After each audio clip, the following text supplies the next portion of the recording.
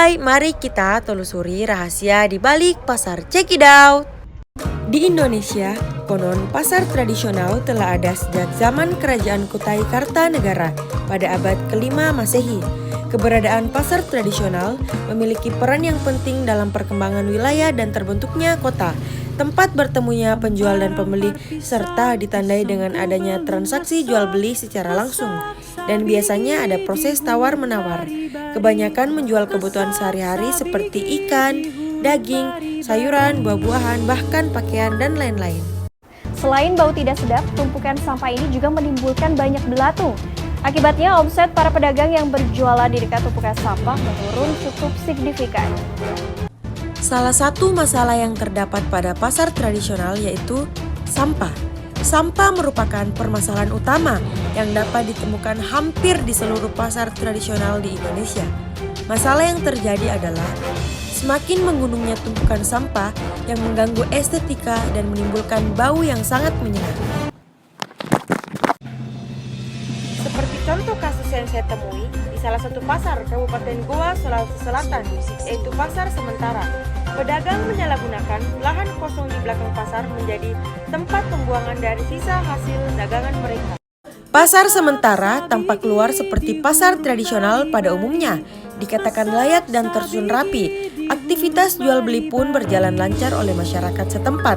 Tetapi setelah dilihat lebih dalam, ternyata pasar sederhana ini terdapat tumpukan sampah yang begitu banyak di belakang pasar. Mari kita telusuri.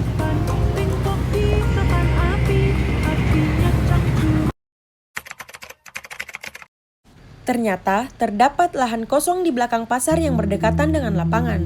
Pedagang memanfaatkan lahan kosong tersebut menjadi tempat pembuangan sampah sisa dagangan mereka, seperti sampah plastik, buah, sayur, bahkan bangkai hewan yang membusuk.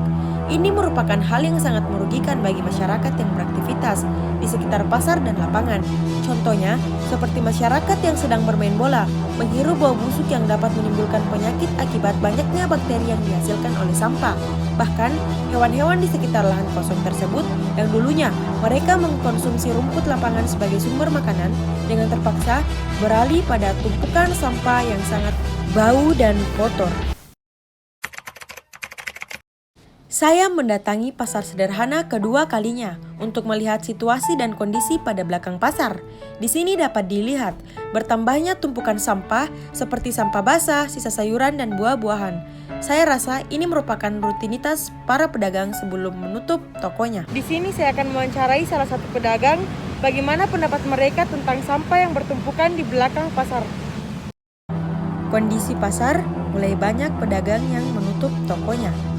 Assalamualaikum Bu, kami saya ganggu waktu kita sedikit, boleh nggak bertanya Bu? Iya, untuk apa itu Dek? Bagaimana pendapatnya tentang penumpukan sampah di belakang pasar, apakah tidak terganggu Ki? Tidak Ji Dek, karena di depannya saya tuh ada dia bawa-bawa sedikit, tapi mau dia apa pedot? Mau bertanya, kita pernah buang juga sampah di belakang pasar ini yang tanah kosong? Iya pernah, karena itu di paling dekat tuh, karena kuliah orang-orang buang juga di situ, jadi ikut Mak. Oh ya, makasih Pak Bu, maaf mengganggu. Ya Dek. Salah satu pedagang mengatakan bahwa bau busuk yang menyengat tercium sampai ke depan pasar. Tetapi aktivitas membuang sampah di lahan kosong pun sering dilakukan karena para pedagang di samping toko melakukan aktivitas yang sama.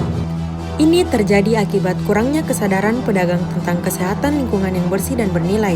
Mereka tidak berpikir bahwa bau yang mereka hirup akan menimbulkan penyakit akibat perlakuan mereka sendiri.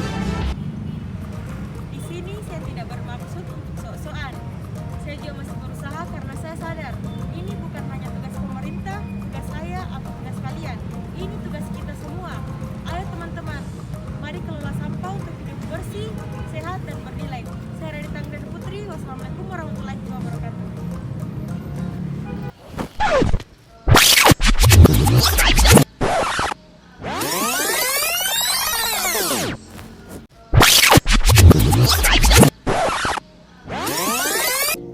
Maka dari itu, teman-teman, ayo kita jaga alam kita. Program pemerintah itu sudah banyak, tapi tidak bakal terlaksana tanpa kesadaran kita sendiri. Sampai jumpa di vlog selanjutnya. Jangan lupa like, comment, and share ke teman-teman kalian semua. Bye-bye!